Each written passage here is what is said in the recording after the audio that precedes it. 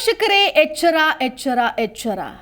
ಈ ಒಂದು ಕಾಯಿಲೆಗೆ ಮಕ್ಕಳೇ ಟಾರ್ಗೆಟ್. ಅದು ಬೇರೆ ಯಾವುದೂ ಅಲ್ಲ, ಡೆಂಘಿ. ಈಗಾಗಲೇ ಸಾಕಷ್ಟು ಪ್ರಕರಣಗಳು ಹೆಚ್ಚಾಗ್ತಾ ಇದೆ. ಆದರೆ ಮಹಾಮಾರಿ ಬಲೆಗೆ ಬಿದ್ದವರ ಪೈಕಿ ಮಕ್ಕಳೇ ಅಧಿಕ ಅನ್ನುವಂತಹ ಆತಂಕಕಾರಿ ವಿಚಾರ. ರಾಜ್ಯದಲ್ಲಿ ಅಂದರೆ ಈಗಷ್ಟೇ ಹುಟ್ಟಿದ ಮಗುವಿನಿಂದ ಹಿಡಿದು 1 ವರ್ಷದ ಮಗುವಿನ ವಯಸ್ಸಿನ ಅಂತರದವರೆಗೂ ಕೂಡ 123 ಮಕ್ಕಳಲ್ಲಿ ಡೆಂಗಿ ಪತ್ತೆಯಾಗಿದೆ. 1 ವರ್ಷದಿಂದ 18 ವಯಸ್ಸಿನವರಲ್ಲಿ ಬರೋಬ್ಬರಿ 2031 ಮಕ್ಕಳಿಗೆ ಡೆಂಗಿ ಪತ್ತೆಯಾಗಿದೆ. ಪೋಷಕರು ಅಲರ್ಟ್ ಆಗಿರುವಂತಹ ಅನಿವಾರ್ಯತೆ ಇದೆ ಇದೀಗ.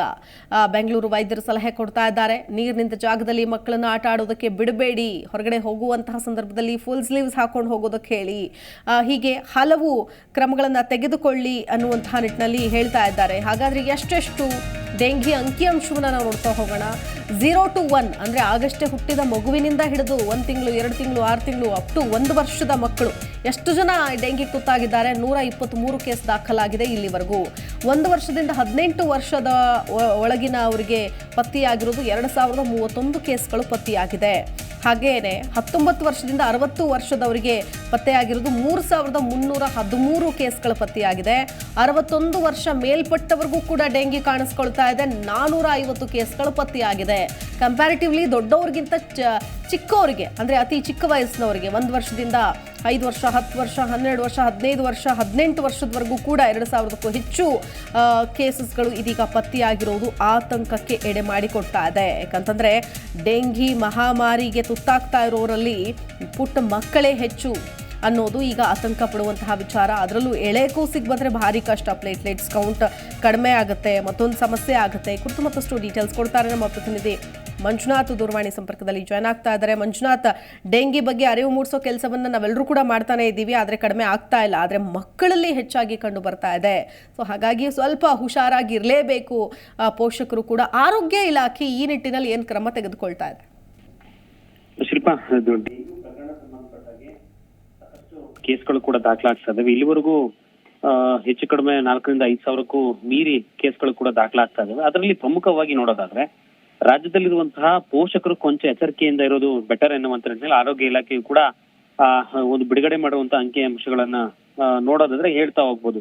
ರಾಜ್ಯದಲ್ಲಿ ಪ್ರಮುಖವಾಗಿ ಹಸುಗೂಸುಗಳನ್ನ ಡೆಂಗ್ಯೂ ಕೇಸ್ ಬಿಡ್ತಾ ಇಲ್ಲ. ಡೆಂಗ್ಯೂ ಮಾರಕ ಕಾಯಿಲೆ ದಾಳಿ ಮಾಡುವಂತ ಕೆಲಸ ಮಕ್ಕಳ ಮೇಲೆ ಮಾಡ್ತಾ ಇದೆ ಎನ್ನುವಂತ ನಿಟ್ಟಿನಲ್ಲಿ ಸದ್ಯ ಈ ಒಂದು ಅಂಶಗಳು ಕೂಡ ಹೇಳ್ತಾ ಇದಾವೆ.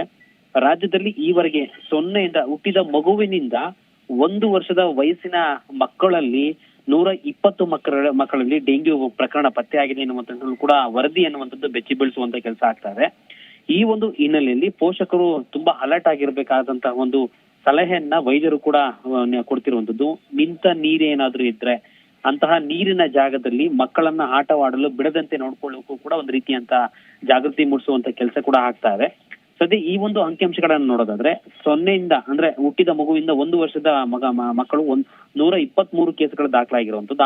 ಅದಾದ ಬಳಿಕ 1ರಿಂದ 18 ವರ್ಷದ ಯುವಕರವರೆಗೂ ಕೂಡ ನೋಡೋದಾದ್ರೆ 2031 ಕೇಸ್ಗಳು ಪತ್ತೆ ಆಗಿರುವಂತದ್ದು. 19ರಿಂದ 60 ವರ್ಷದ ನಾಗರಿಕರಲ್ಲಿ 3313 ಕೇಸ್ ಪತ್ತೆ ಆಗಿದೆ. 61 ವರ್ಷ ಮೇಲ್ಪಟ್ಟವರಿಗೆ 450 ಕೇಸ್ಗಳು ಇಲ್ಲಿವರೆಗೆ ಜನವರಿಯಿಂದ ಈ ತಿಂಗಳ ನಿನ್ನೆಯ ಡೇಟ್ ವರೆಗೂ ಕೂಡ ಈ ರೀತಿಯಂತ ಒಂದು ಕೇಸ್ಗಳು ದಾಖಲಾಗಿರುವಂತದ್ದು. ಹೀಗಾಗಿ ವೈದ್ಯರು ಕೂಡ ಒಂದಷ್ಟು ಸಲಹೆಯನ್ನ ಕೊಡ್ತಾ ಇದ್ದಾರೆ. ನೀವು ಎಚ್ಚರಿಕೆಯಿಂದ ಇರೋದು ತುಂಬಾ ಬೆಟರ್, ಮಕ್ಕಳನ್ನ ಜಾಗೃತಿಯಿಂದ ನೋಡ್ಕೊಳ್ಳುವಂತದ್ದು ಕೂಡ ಬೆಟರ್ ಎನ್ನುವಂತರಲ್ಲಿ ಎಚ್ಚರಿಕೆಯನ್ನ ಕೊಡ್ತಾ ಇರುವಂತದ್ದು. ಇದರ ಜೊತೆಗೆ ಆರೋಗ್ಯ ಇಲಾಖೆ ನಿನ್ನೆ ಕೂಡ ಒಂದು ಸಭೆ ನಡೆಸಿದೆ. ಖಾಸಗಿ ಆಸ್ಪತ್ರೆಗಳೇನು ಟೆಸ್ಟಿಂಗ್ ಆಗ್ಬೋದು ಸೇರಿದಂತೆ ಇನ್ನಿತರ ಟೆಸ್ಟಿಂಗ್ ಗಳಿಗೆ ಅತಿರೇಕದಂತ ಒಂದು ಬಿಲ್ಗಳನ್ನ ಹಾಕ್ತಾ ಇದ್ದಾರೆ.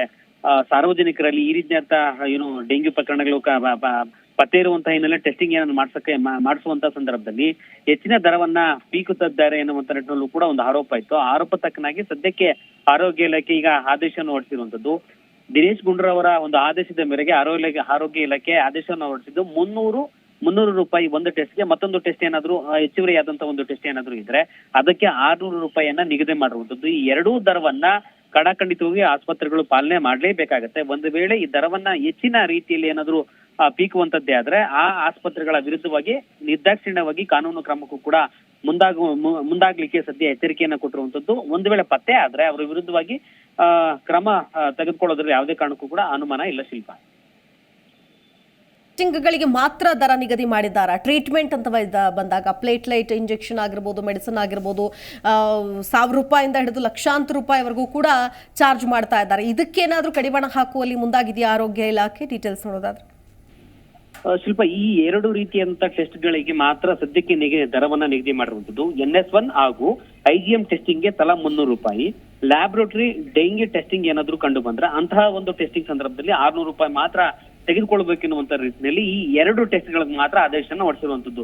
ಇನ್ನು ಹೆಚ್ಚುವರಿಯಾಗಿ ಏನಾದ್ರೂ ಒಂದು ಬೇರೆ ರಕ್ತದ ಮಾದರಿಯನ್ನ ಕಲೆ ಹಾಕ್ಬೇಕು ಅಥವಾ ತುಂಬಾ ಪೀಕ್ ಲೆವೆಲ್ ಅಲ್ಲಿ ಏನೋ ಜ್ವರ ಬಂದಿದ್ರೆ ಇನ್ನಿತರ ಟೆಸ್ಟಿಂಗ್ ಗಳು ಅಥವಾ ಇನ್ನೊಂದು ಚಿಕಿತ್ಸೆಗೆ ಪಡಬೇಕಾದಂತಹ ಒಂದು ಪರಿಸ್ಥಿತಿ ಖಾಸಗಿ ಆಸ್ಪತ್ರೆಗಳೇನಾದ್ರೂ ಕಂಡು ಬಂದ್ರೆ ಅಂತಹದಕ್ಕೆ ಆದಂತಹ ಪ್ರತ್ಯೇಕವಾದಂತಹ ಸರ್ಕಾರ ನಿಗದಿ ಮಾಡುವಂತಹ ದರವನ್ನ ಅಷ್ಟೇ ಪಡೆದುಕೊಳ್ಬೇಕಾದಂತಹ ಒಂದು ಸುತ್ತೋಲೆ ಕೂಡ ಈ ಹಿಂದೆ ಆರೋಗ್ಯ ಇಲಾಖೆ ಹೊರಡಿಸಿದೆ. ಆ ಆರೋಗ್ಯ ಇಲಾಖೆ ಹೊರಡಿಸಿರುವಂತಹ ದರವನ್ನ ಅಷ್ಟೇ ಪಡೆದುಕೊಳ್ಬೇಕಾಗುತ್ತೆ. ಒಂದು ವೇಳೆ ಹೆಚ್ಚುವರಿಯಾಗಿ ಏನಾದ್ರು ಪಡೆದುಕೊಂಡ್ರೆ ಆ ಒಂದು ಪೇಷಂಟ್ ಸಂಬಂಧಪಟ್ಟಾಗೆ ದೂರುಗಳು ದಾಖಲಾಗಬೇಕು. ದೂರುಗಳು ದಾಖಲಾದ್ರೆ ಮಾತ್ರ ಯಾವ ಖಾಸಗಿ ಆಸ್ಪತ್ರೆಯಲ್ಲಿ ಟ್ರೀಟ್ಮೆಂಟ್ ತೆಗೆದುಕೊಂಡಿರ್ತೀರಾ, ಎಷ್ಟು ದರವನ್ನ ನಿಗದಿ ಮಾಡಿದ್ರು, ನಿಮ್ಮ ಬಳಿ ಆರೋಗ್ಯ ಇಲಾಖೆ ಸೂಚನೆ ಕೊಟ್ಟಿರುವಂತಹ ಅಥವಾ ದರ ನಿಗದಿ ಮಾಡಿರುವಂತಹ ದರಕ್ಕಿಂತಲೂ ಹೆಚ್ಚುವರಿಯಾಗಿ ಏನಾದ್ರು ಪಡೆದುಕೊಂಡಿದ್ದಾರೆ ಏನಾದ್ರು ಕಂಡು ಬಂದ್ರೆ ಖಂಡಿತವಾಗಿ ಹೇಳ್ಬೋದು ಶಿಲ್ಪ, ಆ ಒಂದು ಆಸ್ಪತ್ರೆ ವಿರುದ್ಧವಾಗಿ ಕ್ರಮಕ್ಕೆ ಮುಂದಾಗೋದ್ರಲ್ಲಿ ಆರೋಗ್ಯ ಇಲಾಖೆ ಅಧಿಕಾರಿಗಳು ಯಾವುದೇ ಕಾರಣಕ್ಕೂ ಕೂಡ ಅನುಮಾನ ಇಲ್ಲದೆ ಕ್ರಮಕ್ಕೆ ಮುಂದಾಗ್ತಾರೆ ಎನ್ನುವಂಥದ್ದು ಕೂಡ ಆರೋಗ್ಯ ಇಲಾಖೆ ಅಧಿಕಾರಿಗಳಿಂದ ಒಂದು ಮಾಹಿತಿ ಸಿಕ್ಕಿರುವಂತದ್ದು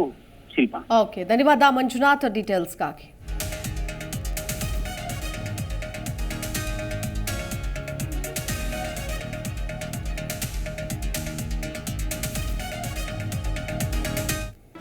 ಜಿ ಕನ್ನಡ ನ್ಯೂಸ್ ಈಗ ನಿಮ್ಮ ಮನೆಯಲ್ಲೇ ನೋಡಿ. ಎಲ್ಲ ಕೇಬಲ್ಗಳಲ್ಲಿ ಈಗ ಲಭ್ಯ.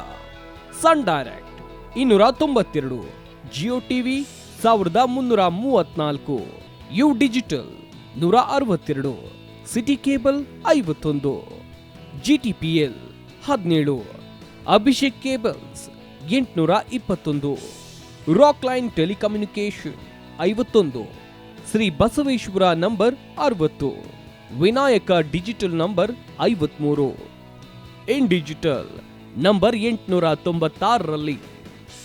ನಿಮ್ಮಿಸ್ತದ ಜಿ ಕನ್ನಡ ನ್ಯೂಸ್ ನೋಡಿ ಆನಂದಿಸಿ.